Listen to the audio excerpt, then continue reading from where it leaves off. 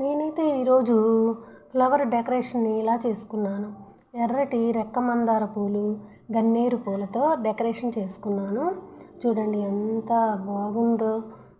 నాకు ఎడిటింగ్ చేయడానికి కానీ, పక్కన రెసిపీ చేయడానికి కానీ నాకు బ్లెస్సింగ్ చెప్తున్నట్టుగా ఉంటుందండి ఈ ఫ్లవర్ డెకరేషను. నేను అందుకే అలా చూజ్ చేసుకున్నాను. బాగుందా?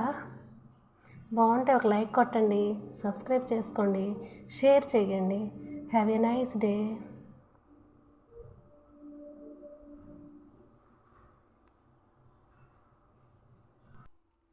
హాయ్ అందరికీ. ఇవాళ మనం చేసుకోబోయే రెసిపీ వచ్చి పిచ్చుక పొట్లకాయతో ఫ్రై అండి.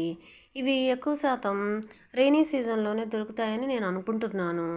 పొట్లకాయని తీసుకువచ్చి శుభ్రంగా కడిగి వాటిని ముక్కలుగా కట్ చేసి అలా వాటిని ఘాటు పెట్టి కళాయిలో వేసి ఒక 100 గ్రాములు నూనె వేసి ఆ ముక్కలని దానిలో వేసి మంట మటుకు లో ఫ్లేమ్లో పెట్టుకోవాలండి. లో ఫ్లేమ్లో పెట్టుకొని పైన మూత పెట్టేయండి. 2 నిమిషాలకు ఒకసారి వెనుకకు ముందుకు తిప్పుతూ ఉండండి స్పూన్ పెట్టి. తిప్పుతున్న తర్వాత ఇంకా అట్లా 2 నిమిషాలకు ఒకసారి తిప్పుతూ ఉంటే చాలా మెత్తగా సాఫ్ట్గా ఉంటాయండి. ఏ ఫ్రై అయినా మనకి చిగుళ్ళలో గుచ్చుకుంటాయేమో కానీ పొట్లకాయ ఫ్రై మటుకి పళ్ళు లేకపోయినా కూడా గొంతులోకి సాఫ్ట్గా వెళ్ళిపోయిద్దండి. అంత మెత్తగా సాఫ్ట్గా ఉంటుందండి పొట్లకాయ ఫ్రై.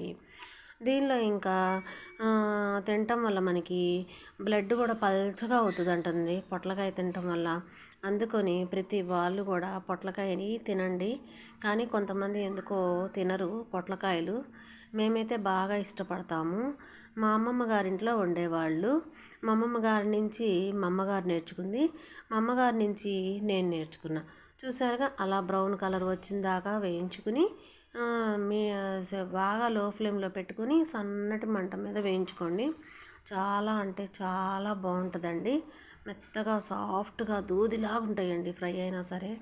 దానిలో ఇంకా వెల్లుల్లిపాయ కారం, వెల్లుల్లిపాయ, జీలకర్ర, ఉప్పు మిక్సీ వేసుకుని ఆ కారం పల్చగా పెట్టుకోండి.